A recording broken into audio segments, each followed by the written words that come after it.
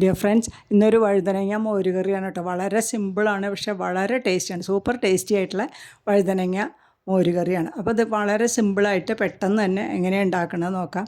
അപ്പോൾ ഒരു വഴുതനങ്ങ നന്നായി കഴുകിയെടുത്ത് അതിൻ്റെ തണ്ടൊക്കെ മുറിച്ച് കളഞ്ഞ് വട്ടത്തിൽ അധികം കനമില്ലാതെയും എന്നാൽ തീരെ കനം കുറയാതെയും മുറിച്ചെടുത്തു. ഇനി അതിലേക്ക് നമുക്ക് വേണ്ട കൂട്ടുകൾ ശരിയാക്കാം. ഒന്നുമില്ല, മുളക് പൊടിയും 2 ടേബിൾ സ്പൂൺ മുളക് പൊടി എടുത്തിട്ടുണ്ട്, 1/4 ടീസ്പൂൺ മഞ്ഞൾപ്പൊടി, ആവശ്യത്തിന് ഉപ്പും, സ്വല്പം വെളിച്ചെണ്ണ ആദ്യം ഒഴിച്ചു, പിന്നെ കുറച്ച് വെള്ളം ചേർത്ത് നന്നായി മിക്സ് ചെയ്തെടുക്കുക. നമ്മളുടെ മുളക് പൊടി മഞ്ഞൾപ്പൊടിയൊക്കെ നന്നായി മിക്സ് ചെയ്തെടുത്ത് ഓരോ പീസ് വഴുതനങ്ങയിൽ നമുക്ക് ഒന്ന് തേച്ച് പിടിപ്പിക്കാം. അപ്പോൾ ഇതേ സമയം നമുക്ക് കയ്യിനൊക്കെ എരിവ് വരും എന്ന് വെച്ചാൽ കയ്യിൻ്റെ അടിയിൽ സ്വല്പം വെളിച്ചെണ്ണ തടവണം കേട്ടോ. എന്നിട്ട് വേണം മുളക് എടുക്കാൻ, അല്ലെങ്കിൽ കൈ ചുട്ട് നീറും ചിലർക്ക്. അപ്പോൾ അത് കഴിഞ്ഞ് മുളക്, നമ്മുടെ വഴുതനയൊക്കെ നല്ലോണം മുളക് പുരട്ടി ഒരു 5 മിനിറ്റ് വെക്കാം. ആ സമയം നമുക്ക് ഇനി ഒരു പാൻ അടുപ്പത്ത് വെച്ച് ഇത് ഒന്ന് ഫ്രൈ ചെയ്തെടുക്കണം.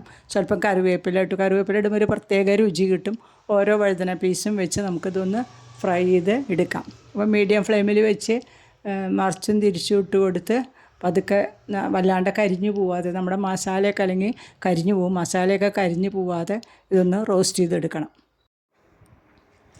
നമ്മളുടെ വഴുതനയൊക്കെ മറിച്ചും തിരിച്ചൊക്കെ ഒന്ന് ഇട്ട് കൊടുക്കുക.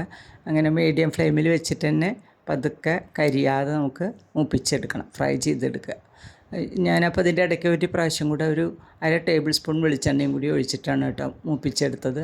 ഇനി അതൊക്കെ റെഡിയായി. അപ്പോൾ 2 കപ്പ് തൈര്, നല്ല തൈര് എടുത്ത് കട്ട കെട്ടാതെ ഉടച്ച് വെച്ചിട്ടുണ്ട്. ഇനി അതിലേക്ക് താളിക്കാൻ വേണ്ടിയിട്ട് കടുക് പൊട്ടിക്കുന്നു. വെളിച്ചെണ്ണ ഒഴിച്ച് കടുക് പൊട്ടിച്ചു. ഒരു പച്ചമുളക് ചെറുതായി അരിഞ്ഞത്, 2-3 വറ്റൽമുളക്, പിന്നെ എടുത്തത് കറിവേപ്പില ആവശ്യത്തിന് കുറച്ചധികം ഇട്ടിട്ടുണ്ട്. പിന്നെ ഉലുവ 2-3 എണ്ണം കേട്ടോ. പിന്നെ ഉലുവപ്പൊടി ഉണ്ടെങ്കിൽ അത് ഇട്ടാലും മതി. പിന്നെ ചെറിയ ഉള്ളി ഒരു 10 ഉള്ളി ചെറുതായി അരിഞ്ഞ്, പിന്നെ അതിലേക്ക് ഉള്ളി ഒരുവിധം മൂത്ത് വരുന്ന സമയത്ത് ഒരു 1/2 ടേബിൾ സ്പൂൺ മുളക് പൊടിയും കൂടെ ചേർത്ത് അത് മൂത്ത് വരട്ടെ. അപ്പോഴേക്കും നമ്മൾ മാറ്റി വെച്ചിട്ടുണ്ടല്ലോ തൈര്, തൈരിൽ കുറച്ച് ഉപ്പും കൂടി ചേർത്ത് ഇളക്കി വെച്ചതാണ് കട്ട കെട്ടാതെ. അതിലേക്ക് നമ്മളുടെ വഴുതന ഡിപ്പ് ചെയ്ത് കൊടുക്കാം. വഴുതനയൊക്കെ അതിലേക്ക് നമുക്ക് എത്ര എണ്ണം വേണം അത്ര എണ്ണം ആവശ്യത്തിന് എടുത്ത്, അല്ലെങ്കിൽ നമുക്കത് അടച്ചു വെച്ച് പിറ്റേ ദിവസം എടുക്കുകയും ചെയ്യാം വഴുതന.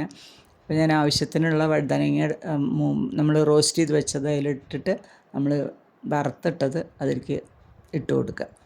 ഇത്രയേ ഉള്ളൂ. അപ്പോൾ വളരെ ടേസ്റ്റി ആയിട്ടുള്ള, വളരെ സിമ്പിളായിട്ട്, എന്നാൽ അത്യാവശ്യം നമുക്ക് ചോറിനും ചപ്പാത്തിക്കൊക്കെ ഉപയോഗിക്കാവുന്ന ഒരു ടേസ്റ്റി കറിയാണ്. ട്രൈ ചെയ്തിട്ടില്ലെങ്കിൽ ട്രൈ ചെയ്ത് നോക്കൂ കേട്ടോ.